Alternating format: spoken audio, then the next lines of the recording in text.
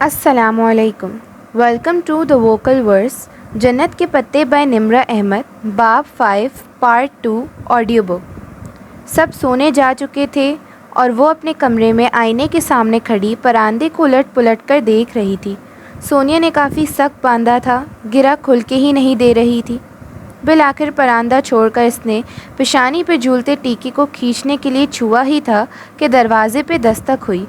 اس نے ٹیکا چھوڑا اور پھر حیرت سے دروازے کو دیکھتی اس تک آئی. اماں ابا تو سونے چلے گئے تھے. پھر اس نے دروازہ کھولا. سامنے جہان کھڑا تھا. سوری، تم سو تو نہیں گئی تھی؟ وہ قدرے جھجک کر بولا. سیاہ ٹراؤزر کے اوپر آدھی آستین والی سفید ٹی شرٹ پہنے وہ وہی ترکی والا جہان لگ رہا تھا.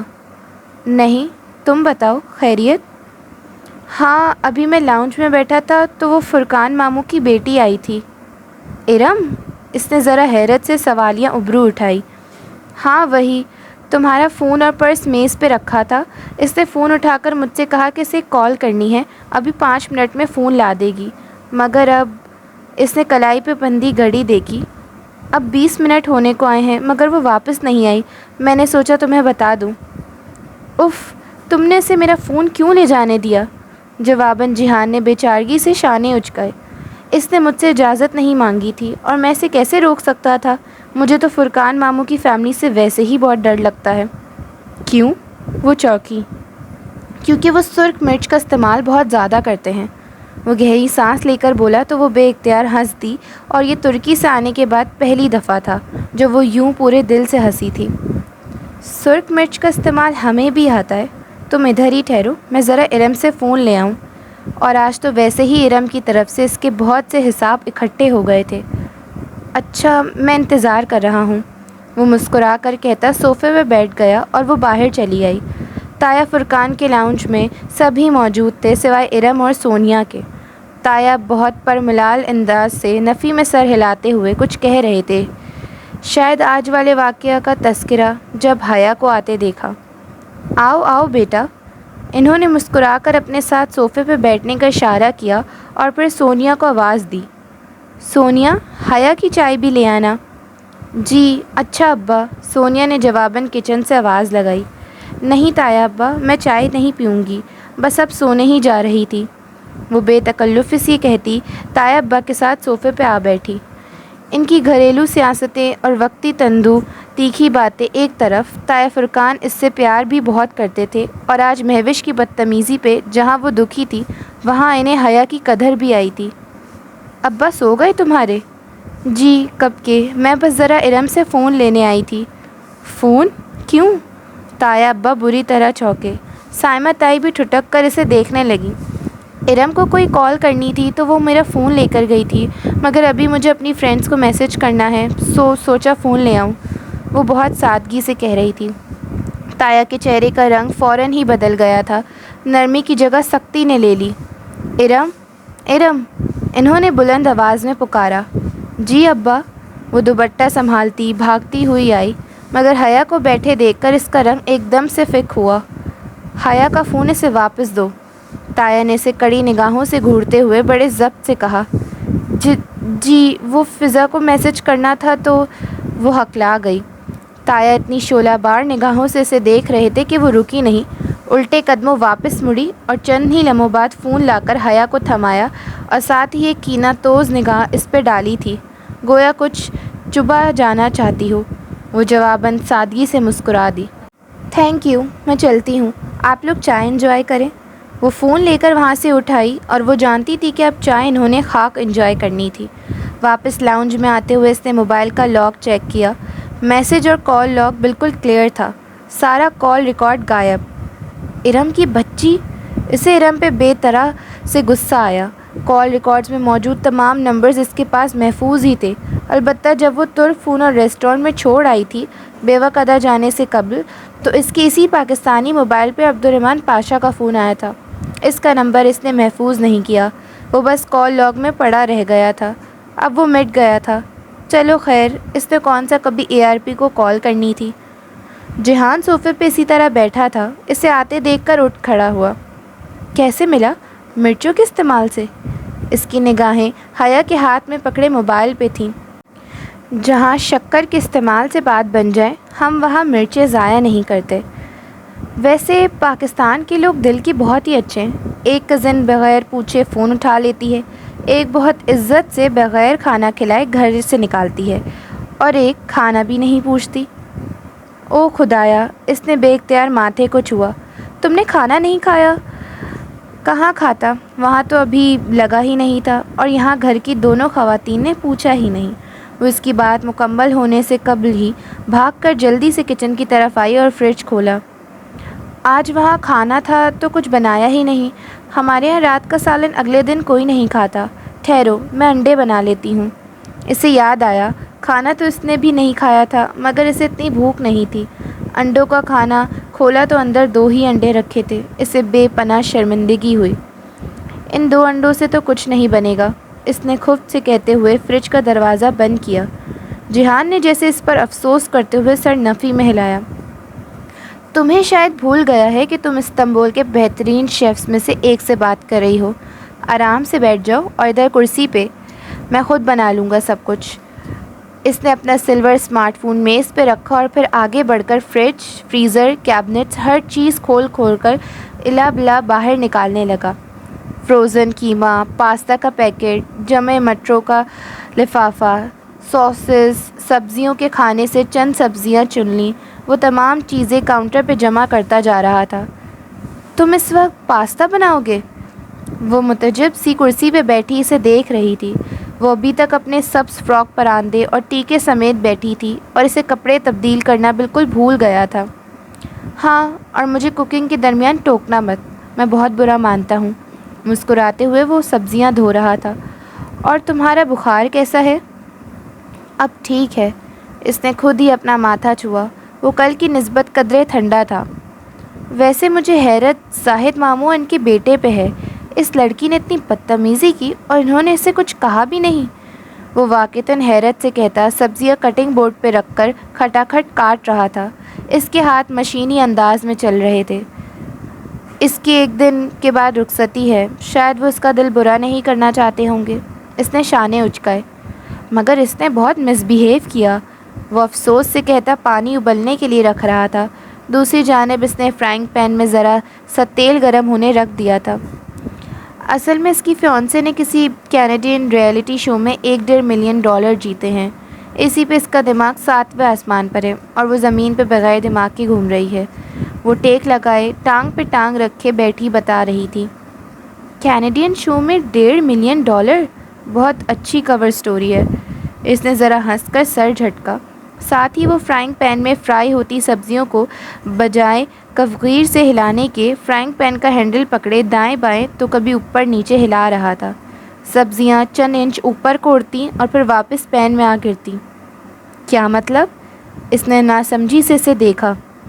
اگر کسی پاکستانی نے کینیڈین شو میں اتنی خطیر رقم جیتی ہوتی تو میڈیا پہ ہر جگہ آ چکا ہوتا۔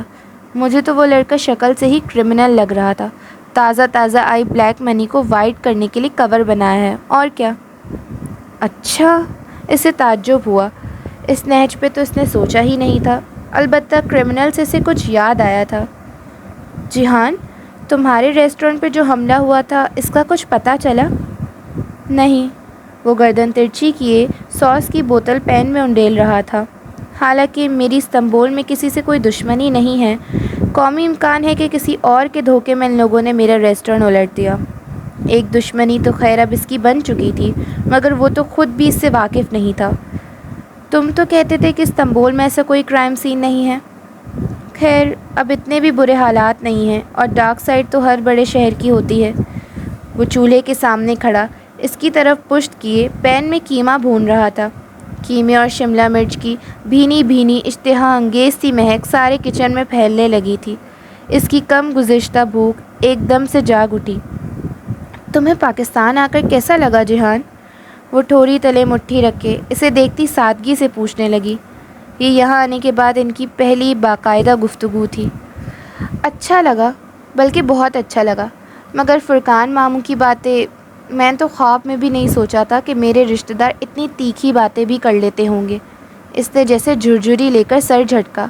آج وہ سارا دن تایا فرقان کی کمپنی میں رہا تھا تو یہ رد عمل فطری تھا۔ وہ اتنے تیکھے نہیں ہیں اور بہت پیار کرتے ہیں ہم لوگوں سے، بس ان کے اپنے نظریات ہیں جو اتنے سخت ہیں کہ اگر کوئی ان پر پورا نہ اترے تو وہ اس کی گریڈنگ بہت نیچے کر دیتے ہیں۔ What ever. وہ اب ابلی پاستا کے پتیلے میں قیمہ اور سوس انڈیل رہا تھا۔ پھر ان کو اچھی طرح مکس کر کے اس نے اسے دم پہ رکھ دیا اور سنک کی ٹوٹنی کھول رکھ کر ہاتھ دھونے لگا۔ وہ سمجھی اب وہ اس کے پاس آ کر بیٹھے گا، مگر وہ ہاتھ دھو کر اب سارا پھیلاوا سمیٹنے لگا تھا۔ جھوٹے برتن، سبزیوں کے چھلکے، خالی شاپر۔ وہ جلدی سے اٹھی۔ میں کر دیتی ہوں۔ پلیز تم بیٹھی رہو۔ جتنی پھوڑ تم ہو میں جانتا ہوں، اگر تم نے میری مدد کروائی تو 2 گھنٹے لگ جائیں گے، جبکہ میں اکیلا کروں تو 2 منٹ میں ہو جائے گا۔ ٹھیک ہے، خود ہی کرو، وہ قدرے خفگی سے کہتی دوبارہ بیٹھ گئی۔ اور واقعی اس نے 2-3 منٹ میں ہر چیز اپنی جگہ پہ رکھ دی۔ چند ایک برتن جو پکانے کے دوران میلے ہوئے تھے وہ دھل کر سٹینڈ میں لگ گئے اور سلیب چمکا دیے گئے۔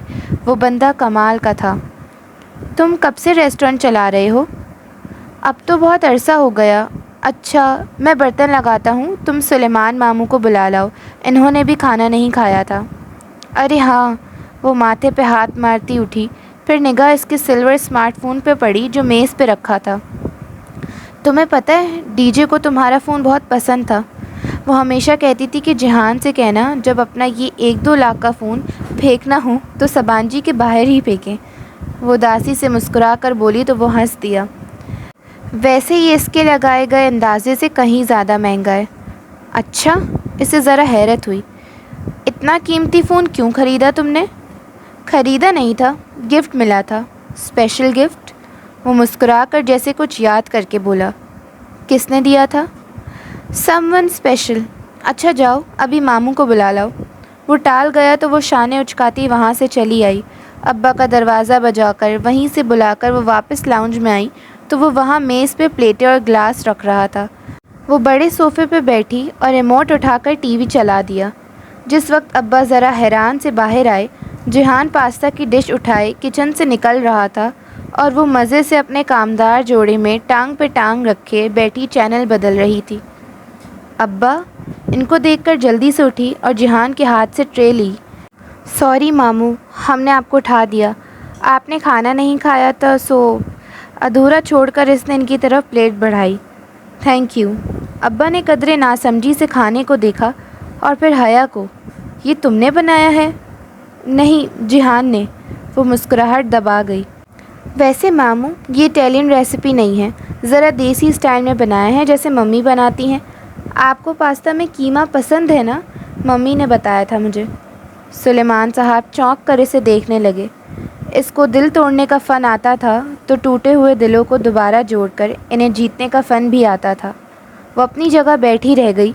اسے اب احساس ہوا تھا کہ وہ رف اور ٹف سا بندہ تو بھوکا بھی سو جاتا، مگر رات کی 1 بجے اگر اس نے اتنا اہتمام کیا تھا تو صرف اور صرف ابا کے لیے، کیونکہ اسے یاد تھا کہ ابا نے کھانا نہیں کھایا اور اسے شاید احساس ہو گیا تھا کہ وہ اس سے ذرا کھچے کھچے سے رہتے ہیں، اور حیا کو خود اب یاد آیا تھا کہ قیمہ والا پاستا ابا کا پسندیدہ تھا۔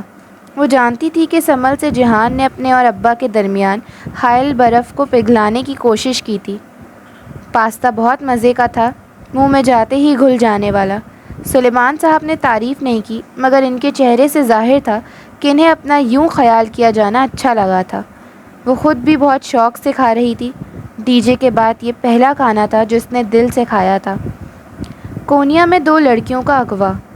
ٹی وی اسکرین پہ BBC چل رہا تھا اور جو خبر نیوز کاسٹر نے پڑھی اس پہ ان تینوں نے چونک کر سر اٹھایا۔ کونیا ترکی کا شہر تھا، جلال الدین رومی کا شہر۔ جہان نے بجلی کی تیزی سے ریموٹ اٹھایا اور چینل بدل دیا۔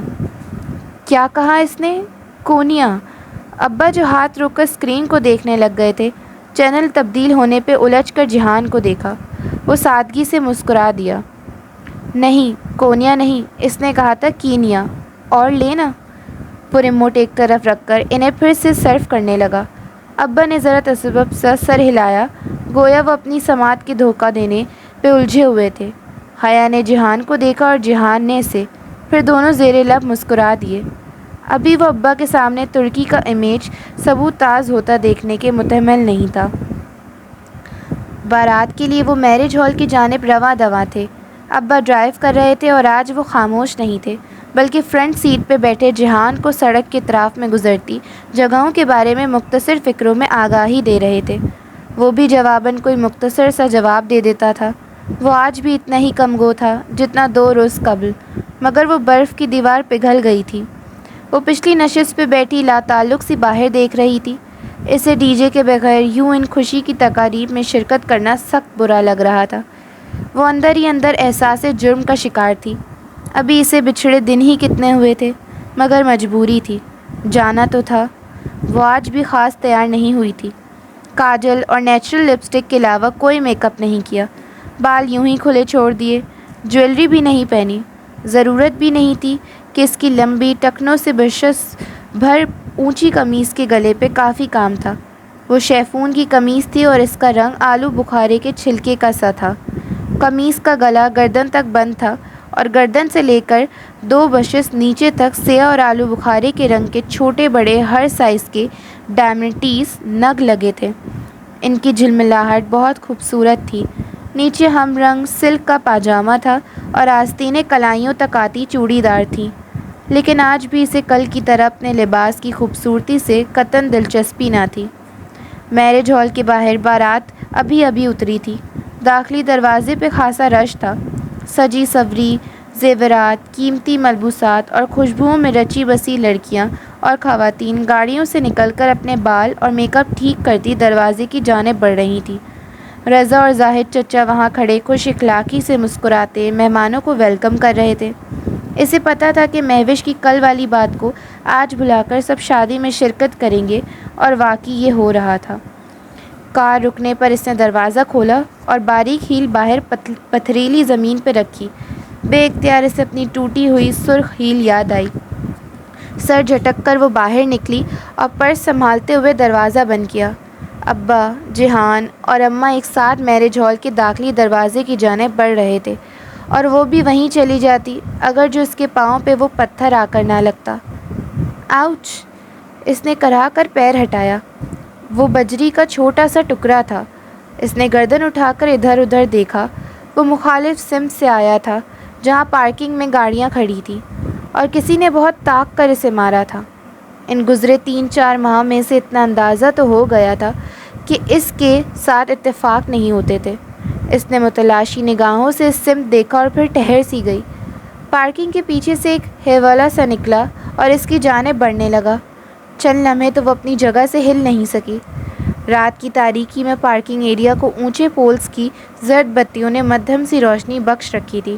اس روشنی میں وہ صاف دکھائی دے رہا تھا، یا دے رہی تھی۔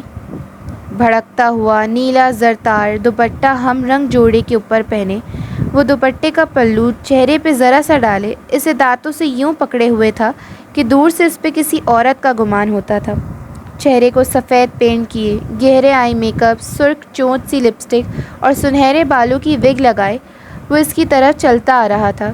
وہ اسے ایک نظر میں ہی پہچان گئی تھی۔ پنکی! اس نے ہراساں نگاہوں سے گردن مڑ کر دور ہال کی طرف دیکھا۔ ابا کی اس کی جانب پشت تھی۔ وہ واپس مڑی، تب تک وہ قریب آ چکا تھا۔ کیسی ہو باجی جی؟ وہ مسکرایا تھا۔ تم یہاں کیا کر رہے ہو؟ اس نے سراسیگی سے اسے دیکھتے اپنے پرس پر گرفت مضبوط کر لی، گویا ذرا بھی وہ آگے بڑھا تو وہ بھاگ اٹھے گی۔ آپ سے ملنے آئی تھی جی، پنکی کہتے ہیں مجھے، یاد ہے جی؟ وہ مسکرا کر بولا۔ اچھی طرح یاد ہے، اور بھولی تو تمہاری ماں اور بہن بھی نہیں ہوں گی۔ اب ہٹو میرے راستے سے۔ غصہ کیوں کر رہی ہو جی؟ میں تو آپ کو کچھ بتانے آئی تھی۔ مائی فٹ! مسئلہ کیا ہے آپ کو میجر احمد؟ وہ پیر پٹک کر بولی۔ اتنے باوقار عہدے پہ فائز ہو کر کیسی حرکتیں کر رہے ہیں آپ؟ لو جی، میں تو ڈالی کا پیغام دینے آئی تھی، مگر… کیسا پیغام؟ وہ اسی رکھائی سے بولی۔ ڈالی کی حالت امید بخش نہیں ہے، پتہ نہیں کتنے دن جی پائے۔ کیا ہوا ہے؟ وہ ذرا چونکی۔ خود چل کر دیکھ لیجیے، آئیے میں آپ کو لے جاتی ہوں۔ نہیں، مجھے کہیں نہیں جانا۔ وہ بدک کر 2 قدم پیچھے ہٹی۔ ایک دفعہ تو اس سے مل لی، اس سے کچھ بتانا ہے آپ کو۔ مجھے کچھ نہیں جاننا۔ تم لوگوں کی ساری معلومات مجھے ARP کی ماں سے مل گئی تھی۔ تلخی سے کہتے ہوئے اس نے پھر سے پلٹ کر دیکھا۔ بارات کے مہمان اندر کی جانب بڑھ رہے تھے، کوئی اس کی طرف متوجہ نہ تھا۔ ہو سکتا ہے کچھ ایسا ہو جس کی ماں کو بھی نہ پتہ ہو۔ کیا؟ وہ چونکی، پھر بغور پنکی کو دیکھا۔ اس کے اونچے قدم کے سوا کوئی چیز اس روز جنا سپر کی شاپ میں ملنے والے اسمارٹ گلاسز والے نوجوان کا پتہ نہیں دیتی تھی۔ پنکی کا تو چہرہ بھی جلا ہوا نہیں لگتا تھا، مگر نہیں، اس کا چہرہ تو سلیٹ کی طرح چپٹا تھا، ایسے جھلی جس نے سب نقش چھپا دیے ہوں۔ خدایا، کیسے یہ لوگ اپنے چہرے بدل لیتے تھے! مگر آنکھیں، وہ چونکی، یہ آنکھیں وہی تھیں، وہی گلاسز کے پیچھے سے جھلکتی آنکھیں، اب آئی شیڈو کی چمکیلی تہہ کے باوجود انہیں پہچان گئی تھی۔ اس بات کا جواب تو بس ڈالی کے پاس ہے جی، اور اس نے مجھے یہیں آپ کو بتانے کا کہا تھا۔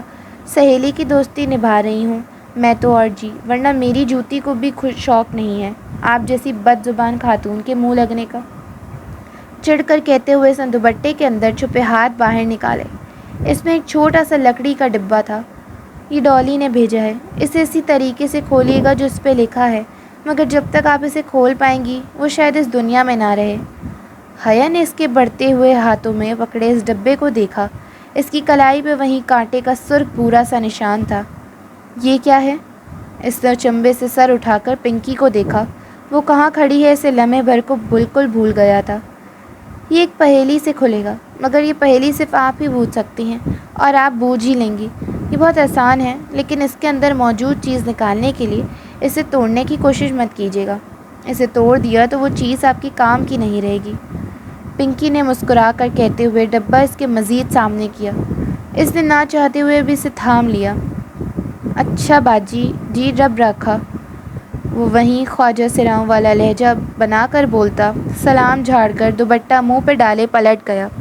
اس نے جلدی سے ڈبہ پرس میں رکھا اور پیشانی پہ نمودار ہوئے پسینے کی قطرے ٹشو سے تھپ تھپائی، خود کو کمپوز کرتی ہال کی جانب بڑھ گئی۔ بارات کا فنکشن ویسا ہی تھا جیسا کسی بھی شاندار شادی کا ہونا چاہیے۔ بقعہ نور بنا ہال، بہترین سجاوٹ، دلہن کا قیمتی ڈیزائنر سوٹ اور جویلری، مہوش کی ننیالی کزنز کے گروپ ڈانسز، اور پرتکلف طعام کی اشتہا انگیز خوشبو جو ابھی کھلا نہیں تھا۔ آج بھی مرد و خواتین اکٹھے تھے، مگر یوں کہ آدھے ہال میں مرد اور باقی آدھے کے میزوں پہ خواتین براجمان تھیں تاکہ ایک حد تک علیحدگی رہے۔ ان کی فیملی کی کسی بھی لڑکی نے رقص میں حصہ نہیں لیا، مگر مہوش کی کزنز ہر طرف چھائی رہیں۔ وہ آج بھی ایک الگ تھلگ کونے والی میز پہ بیٹھی رہی۔ اس کا دل سٹیج پہ جا کر مووی بنوانے کو قطعاً نہیں چاہ رہا تھا۔ اس شریفوں کے مجرم نے اسے ایسا احساس عدم تحفظ بخشا تھا کہ وہ کسی بھی دوسرے کے کیمرے یا موبائل میں تصویر کھنچوانے سے احتیاط برت رہی تھی۔ یہ موویز اور تصاویر کہاں کہاں نہیں گھومتی ہوں گی۔ اس نے جھرجھری لے کر سر جھٹکا۔ اتنے بڑے ہال میں کوئی بھی اس کی جانب متوجہ نہ تھا۔ وہ ویسے بھی اس میز پر اکیلی بیٹھی تھی۔ اس نے چند لمحے کے لیے سوچا، پھر میز پہ رکھے پرس سے وہ ڈبہ نکالا اور فانوس کی چکا چوند روشنی میں الٹ پلٹ کر دیکھنے لگی۔ وہ ایک ہاتھ جتنا لمبا اور 5 انچ موٹا مستطیل ڈبہ تھا۔ ڈبہ نہ بہت بھاری تھا نہ بہت ہلکا۔ وہ گہری بھوری لکڑی کا بنا تھا اور اس کے ڈھکن کے علیحدہ ہونے کی جگہ پرچ خانے بنے تھے جس کے اندر اے لکھا نظر آ رہا تھا۔ اس نے ایک اے پہ انگلی رکھ کر نیچے کو رگڑا تو اے نیچے چلا گیا اور بی سامنے آ گیا۔ وہ اسے نیچے کرتی گئی۔ ان 6 خانوں میں پوری انگریزی کی حروف تہجی لکھے تھے، جیسے عموماً بریف کیسز پہ ایسی اسٹریپس لگی ہوتی ہیں جو 3 زیرو پہ کھل جاتی ہیں، ویسے ہی اس باکس کو کھولنے کے لیے کوئی 6 حرفی لفظ سامنے لانا تھا۔ پنکی نے کہا تھا کہ اسے کھولنے کا طریقہ اس ڈبے پہ لکھا ہوا ہے۔ اس نے ڈبے کو الٹ پلٹ کر دیکھا اور لہجہ بھر کو ٹھٹکی۔ اسے ڈھکن کی اوپری سطح پر کچھ کھدا ہوا نظر آیا تھا۔ وہ چہرہ ڈبے پہ جھکائے آنکھیں سکیڑ کر پڑھنے لگی۔ وہ بہت باریک انگریزی میں لکھا ایک فقرہ تھا۔ Into the same river no man can enter twice. ایک ہی دریا میں کوئی شخص 2 دفعہ نہیں اتر سکتا۔ Into the same river no man can enter twice. اس نے الجھن بھرے انداز میں وہ فقرہ دہرایا۔ کیا یہی وہ پہیلی تھی جس کا ذکر پنکی نے کیا تھا؟ مگر یہ پہیلی تو نہیں لگتی تھی۔ اس میں تو کوئی سوال نہ تھا، بس ایک سادہ سا فقرہ تھا۔ السلام علیکم حیا، آواز پہ اس نے کرنٹ کھا کر گردن اٹھائی اور ساتھ ہی گود میں رکھے ڈبے پہ دوپٹہ ڈالا۔ سامنے شہلا کھڑی تھی، سیاہ عبائے کے اوپر سبز اسکارف کا نقاب انگلیوں سے تھامے، اپنے ازلی نرم انداز میں مسکراتے ہوئے۔ وعلیکم السلام شہلا بھابھی، کیسی ہیں آپ؟ آئیں بیٹھے۔ وہ ذرا سنبھل کر اٹھی اور جلدی سے ڈبہ پرس میں ڈال کر ان سے گلے ملی۔ میں ٹھیک ہوں، تم سناؤ؟ مجھے علم نہیں تھا کہ تم آئی ہوئی ہو، وہ رسان سے کہتی ساتھ والی کرسی پہ بیٹھی۔ پھر ابھی فاطمہ پھپھو نے تمہاری فرینڈ کا بتایا، ریئلی سوری فار ہر۔ دیجی کے ذکر پہ اس کے سینے میں ایک ہک سی اٹھی، وہ پھر سے افسردہ ہو گئی۔ پتہ نہیں شیلا بھابھی، اللہ تعالیٰ کی کیا مرضی تھی، میری ایک ہی دوست تھی ترکی میں اور وہ میری تمام دوستوں سے بڑھ کر ہو گئی تھی۔ بہت دعا کی میں نے اس کے لیے، مگر کوئی دعا قبول نہیں ہوئی۔ نہ چاہتے ہوئے بھی شکوہ لبوں پہ آ گیا۔ اللہ تمہیں صبر دے گا، ہم سب ہیں نا تمہارے ساتھ۔ شیلا نے اس کا ہاتھ نرمی سے دبایا۔ سبینہ آنٹی کا بیٹا بھی آیا ہے؟ جی، وہ ادھر ہے۔ اس نے نگاہوں کا زاویہ موڑا تو شیلا نے تعاقب میں دیکھا۔ اسٹیج کے قریب وہ سلیمان صاحب کے ساتھ کھڑا تھا، سیاہ ڈنر سوٹ پہ ملبوس۔ اس کی مقناطیسی شخصیت بہت شاندار لگ رہی تھی۔ سلیمان صاحب اس کے شانے پہ ہاتھ رکھے کسی سے اس کا تعارف کروا رہے تھے اور وہ دھیمے انداز میں مسکرا رہا تھا۔ آج وہ اس کے ساتھ اتنے مطمئن اور مسرور لگ رہے تھے گویا روحیل واپس آ گیا ہو۔ بہت اچھا ہے ماشاءاللہ۔ تھینکس، وہ لمحے بھر کو جھجکی۔ شیلا بھابھی ایک بات کہوں؟ آپ کی ساس نے آپ کی اتنی خوبصورت بری بنائی تھی اور آج بھی آپ نے انہی میں سے کوئی سوٹ پہنا ہوگا۔ اس طرف تو عورتیں ہی ہیں، آپ کا بایا، میرا مطلب ہے آپ کے کپڑے تو نظر ہی نہیں آ رہے۔ وہ رک رک کر ہچکچاتے ہوئے بولی تھی۔ داور بھائی کی مہندی پہ اس نے بہت کھنکدار لہجے میں شیلا کو نقاب اتارنے کے لیے کہا تھا، مگر آج اس کی آواز سے وہ کھنک مفقود تھی۔ جواباً شیلا بہت تھکن سے مسکرائی تھی۔ کیا فرق پڑتا ہے حیا، اتنے مردوں کو اپنے کپڑے دکھا کر مجھے کیا مل جائے گا؟ تو نقاب ہی اتار دیں۔ اس کا لہجہ بہت کمزور تھا، اس نے نقاب ڈھیلا بھی نہیں کیا۔ حیا نے پھر نہیں کہا، اس سے کہا ہی نہیں گیا۔ وہ تو خود دل سے نہیں چاہتی تھی کہ شیلا نقاب اتار دے، وہ تو بس اس کا جواب سننا چاہ رہی تھی۔ اسے شریفوں کے مجرے کا وہ منظر اچھی طرح سے یاد تھا جب سنہری اور چاندی کی مہور رقص پریوں کے پیچھے کرسی پر ترچھی ہو کر بیٹھی کسی آنٹی سے بات کرتی شیلا نظر آ رہی تھی، مگر نقاب میں ہونے کے باعث اسے کوئی پہچان نہیں سکتا تھا۔ سو اس کے حصے میں وہ بدنامی نہیں آئی جو ان دونوں کے نصیب میں آئی تھی، مگر آج وہ اتنی پسماردگی اور تھکان سے کیوں مسکرائی تھی، یوں جیسے اس کا دل اندر تک زخمی ہو۔ وہ دکھ، وہ تھکن، وہ زخمی نگاہیں، اسے کسی نے پکار لیا اور وہ اٹھ کر چلی گئی، مگر حیا کی نگاہیں کافی دور تک اس کا تعاقب کرتی رہیں۔ پچھلی دفعہ اسے شیلا کو ابائے میں دیکھ کر عجیب کوفت پر احساس ہوا تھا، مگر آج ایسا نہیں ہوا تھا۔ وہ اس کی اندک بھری آنکھوں میں اٹک کر رہ گئی تھی۔ شیلا کو کیا غم تھا، اتنی اچھی فیملی میں شادی ہوئی، اتنا ہینڈسم شوہر، امیر کبیر، ماں باپ کا اکلوتا بیٹا، پھر اسے کیا دکھ تھا؟ وہ پھر سارا فنکشن یہی سوچے گئی۔ آدھی رات گئے اپنے کمرے میں بیٹھے وہ پھر سے اس ڈبے کو الٹ پلٹ کر دیکھنے لگی۔ جہان، ڈالی، پنکی، احمد، پاشا، مگر انگریزی میں یہ سارے نام 5 حرفی تھے، چھٹا حرف نہیں ملتا تھا۔ وہ بار بار اس سطر کو پڑھے گئی مگر کوئی حل نہیں نظر آتا تھا۔ مگر وہ کون سا شخص تھا جس کے پاس اسے ہر محنت طلب مسئلے کا حل ہوتا تھا؟ وہ ڈبہ لیے بھاگ کر باہر آئی۔ جہان کچن میں کھڑا کاؤنٹر پہ گلاس رکھے پانی کی بوتل میں سے پانی انڈیل رہا تھا۔ وہ اس کے سامنے آئی اور باکس اس کے ساتھ رکھا۔ یہ مجھے کسی نے دیا ہے اور مجھے اس کا پاسورڈ نہیں معلوم، اسے کھول دو۔ وہ آواز پہ چونکا، پھر بوتل رکھ کر ڈبہ اٹھایا۔ یہ کیا ہے؟ وہ ذرا چنبے سے اسے الٹ پلٹ کر دیکھنے لگا۔ جو بھی ہے تم اسے کسی طرح کھول دو۔ کھل جائے گا، نو پرابلم۔ وہ ڈھکن اور ڈبے کی بند دراز پہ انگلی پھیر کر کچھ محسوس کر رہا تھا۔ تم مجھے ایک بڑا چھرا اور ایک ہتھوڑا لا دو۔ اوفو، توڑنا نہیں ہے اسے، بلکہ تم تو رہنے ہی دو۔ اس نے خفگی سے ڈبہ اس کے ہاتھ سے واپس لے لیا۔ کیا ہوا؟ میں کھول تو رہا تھا۔ 1 منٹ مجھے دیکھنے تو دو، میں خود کر لوں گی، تم رہنے دو، تم میرے لیے کچھ نہیں کرتے۔ پتہ نہیں وہ کس بات پہ اس سے خفا تھی جو جھنجھلا کر بولی۔ پھر سوچ لو۔ میں تو ابھی ماموں کے پاس جا رہا تھا انہیں تمہیں دوبارہ استنبول بھیجنے کے لیے راضی کرنے، مگر ٹھیک ہے، میں تمہارے لیے کچھ نہیں کرتا۔ وہ شانے اچکا کر پانی پینے لگا۔ سچ؟ اس نے بے یقینی سے پلکیں جھپکائیں۔ تم انہیں منا سکتے ہو؟ میں ایک اچھا شیف اور اچھا میکینک ہونے کے ساتھ ساتھ ایک اچھا وکیل بھی ہوں۔ ٹرائی می۔ وہ گلاس رکھ کر ذرا سا مسکرایا۔ ابا ایک دفعہ اڑ جائیں تو کبھی فیصلہ نہیں بدلتے۔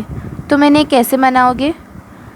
ویسے تو تمہارا دوبارہ استنبول جانا میرے مفاد میں قطعاً نہیں ہے، کیونکہ اب تم ہر ٹورسٹ اٹریکشن دیکھنے جانے کے لیے مجھے ہی خوار کرواؤ گی، مگر مجھے لگا تم جانا چاہتی ہو، سو میں ماموں سے بات کرنے ہی جا رہا تھا اور وہ مان جائیں گے۔ بر وقت کونیا کو کینیا نہ بناتا تو وہ شاید کبھی نہ مانتے۔